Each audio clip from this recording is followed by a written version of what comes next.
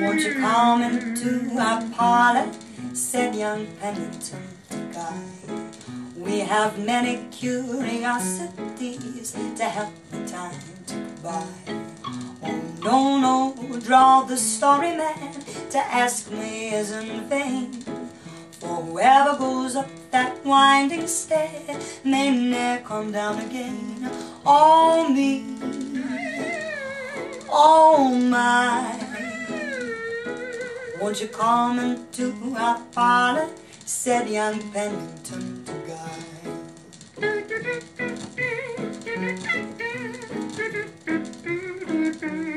Said young Pennington to Guy, dear friend, whatever can I do to attest the warm affection that I've always felt for you?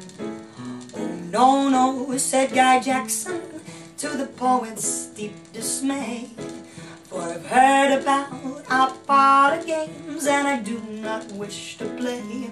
Oh me, oh my, won't you come into our parlour, said young Pennington to Guy.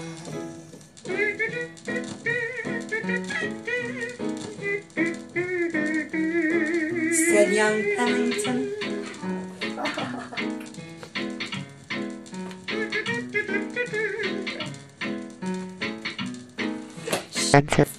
Okay. Ah, brilliant. So I'll quickly show you the others. This is number 3. This is not a bent fork, which obviously again takes its inspiration from both René Magritte and Uri Geller. And if you notice, this is facing the opposite way than the spoon was on plate number 1.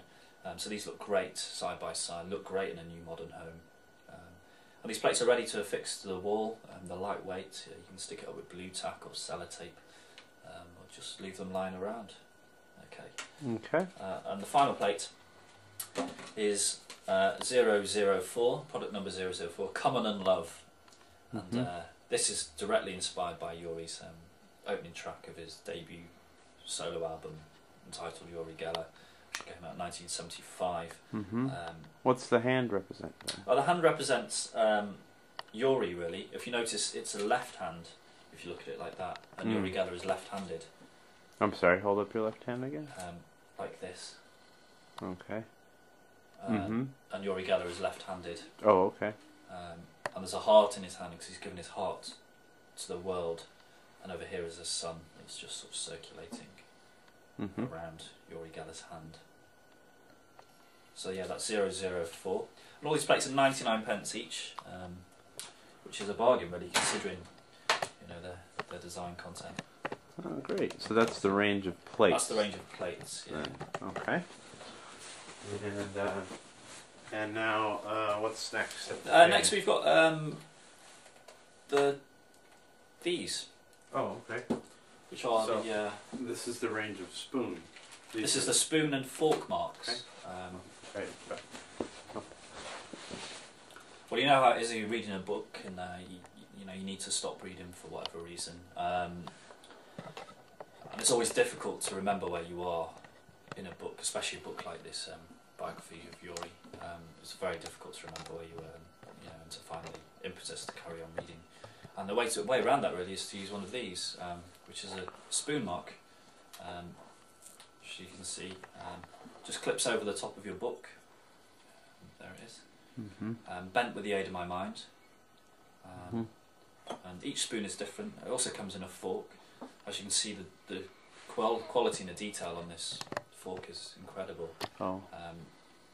All of the spoons and forks are vintage stainless steel, washed in ordinary washing up liquid to make sure they're clean, and then bent with the aid of my mind. Okay. And these are only £2.49. Can you show us how that spoon looks hanging in the book again? Just if you just open the book real quick. Here it is. Okay. And I'm sorry, I interrupted you. How much was it? £2.49, and the code numbers for these are 005 for the spoon, and 006 for the fork mark. Do you have a? Would you have a bent knife? We don't have any bent knives in the collection at the moment, and the reason for that is just like a butter knife, not. Yeah, I mean they're still quite sharp, and also they're very difficult to bend. I don't know if you've ever tried to bend a knife. It's not very easy. I can show you, for example, how I bent these. Oh yeah, yeah. Would you like Plenty to of see? time. Yeah. Of course. Move this up for me. Okay, this is a spoon. Let me get in on that. Okay. Just an ordinary teaspoon. Oops. And for example, this is the way that I would bend these. And if you just concentrate on it, you can see that the spoon is bending slightly. You might get a better angle this way. If I hold it, and this is all I do is I sort of rub my finger underneath. Spoon like that. Oh my god. And you can see it bending. Oh my god. And I let this continue until it reaches the desired shape. I don't obviously use this spoon because this has got a hinge in.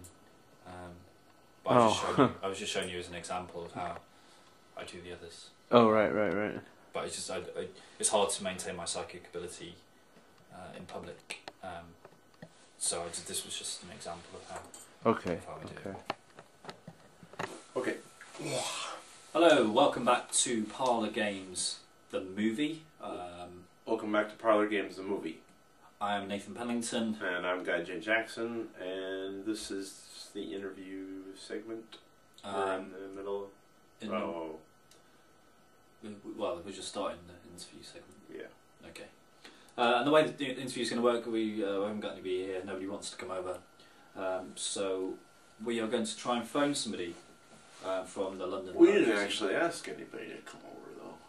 Oh no, I suppose not. But I mean, I guess we just assumed that people wouldn't want to come. I wouldn't have wanted them to come anyway. That might have been distracting to the whole filming process of the movie. I guess so. I mean, you can't have too many poets wandering around.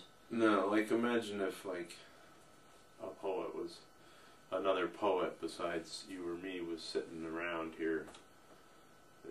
That would have been a Horrible, disaster. wouldn't it?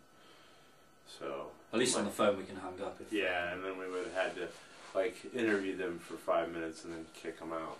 Yeah, and they wouldn't want to leave, would they? Otherwise, they wouldn't want to leave, and they would just be hanging around all day.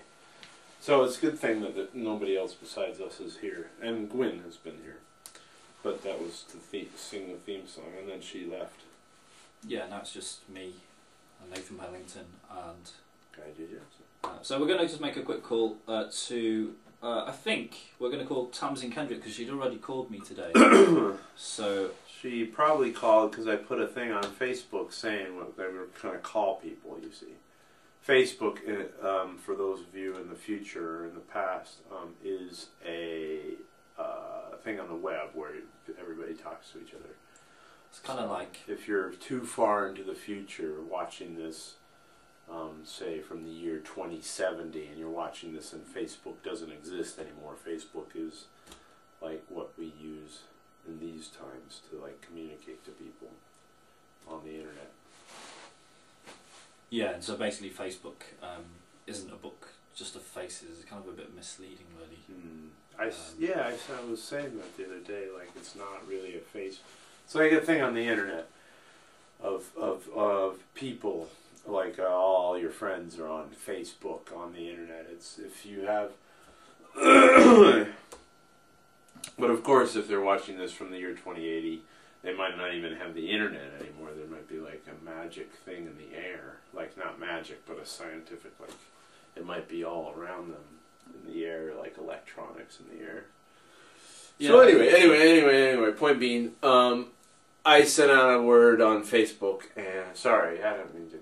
Oh no, carry on. No, we need to explain this. It's important. I sent that word out on Facebook, and so some people might call because maybe I would